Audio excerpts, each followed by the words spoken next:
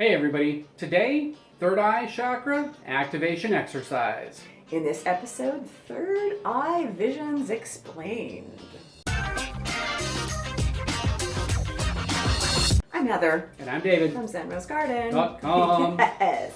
Helping people create badass lives. Do you want to take your third eye skills to the next level, to the level of badass? Then try some of these exercises. One of the most common exercises that you will hear about is when someone says, well, all you got to do to open that third eye is close your eyes and focus on that spot right there in your forehead and just focus your eyes internally on it. That's never worked for me. To me, it's like, it's really hard to do that because I'm focusing on that spot, and I'm like, ugh. But I mean, I can see like colors in there and purple and stuff when I do that, but it hasn't been as effective as this exercise. So that wasn't the exercise that we're teaching you today. Yeah. We're teaching you a totally different, much easier, much faster exercise to get there. Secret tips from us. It accomplishes the same thing in the same space. Before you go to sleep, there's that space in between sleep and waking where that green screen in your third eye is warming up and opening up. And sometimes it literally looks like a green screen when you're closing your eyes and you're in that space. So what is happening here is your mind is getting ready to play, to pretend, to imagine, to wind down from your day, whatever it is. It's getting ready to change over from your conscious mind to your subconscious mind. And that in-between state is the golden state.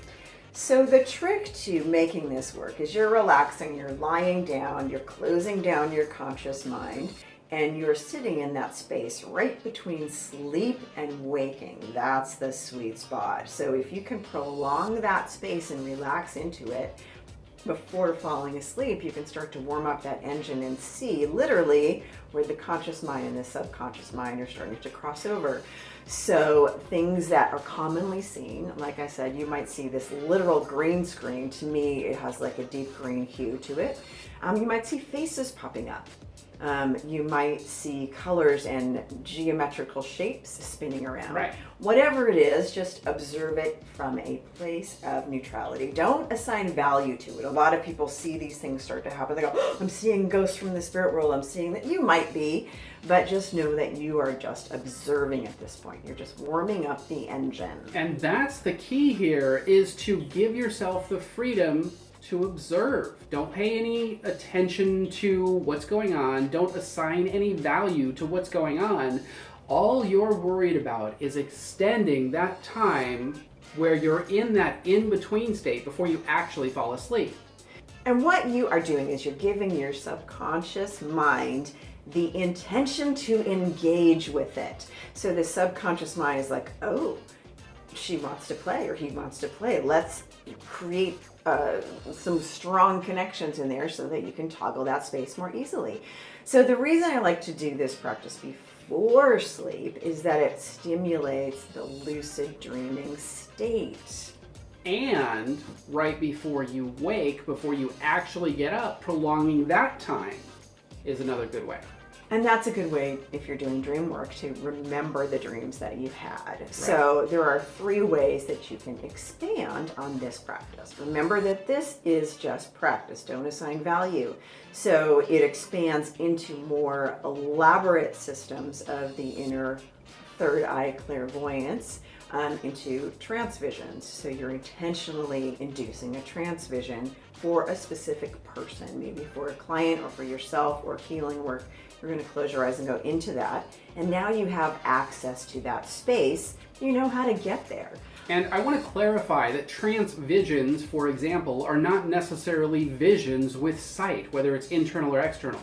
It's basically just a way to get into that space of in between so that you have access to information from the subconscious to the conscious mind. So let's call that the conscious-subconscious crossover space. Or the bridge. Or the bridge. I mean, you can call it the psychic space, but you could also call it the subconscious-conscious bridge, connection point where they both meet. So The other way that this can manifest is we do a lot of past life regression and past life readings. And so when I do a past life reading, I will go into that space because I've cultivated a lot, and I will have past life visions of a person, which are literally like movies. And it's so much fun because I've strengthened that space in between. So I'm literally seeing a movie of a past life of theirs. So the third one would be lucid dreaming. This is a place where, number one, you are aware that you're dreaming, and number two, you are more in control of your dreams. So you get to basically play in this field of imagination and do whatever you want, go wherever you want, however you want, and get any information that you want in this state where your subconscious mind and your conscious mind are playing so well together that you've learned how to cultivate lucid dreams. So there are many ways that you can experience a third eye vision. They're not always like, whoa, sometimes they're very simple, but just play with it. And this to me is a really simple, easy exercise because everybody, before you go to sleep, experiences that state. And it's a natural occurring state, something that you're already doing. Why not take advantage of it to take your skills to the badass level? So take advantage of the thing that happens to you every single day, and that is when the conscious mind and the subconscious mind are changing guards. Take advantage of that space. It's like the dressing room where everybody meets and goes, hey, your shift. Yep. Stay in that space as long as you can and cultivate it, and boom. And that's the real practice, is prolonging the state of the in-between. We want to give a big shout out to our subscriber, Kimmy Milton. We love you. Thank you so much for commenting and engaging and interacting with us. We thank you for your support. Mwah. For more Badass Life tips, be sure to subscribe. And click that bell to turn notifications on. And we'll see you in the next video.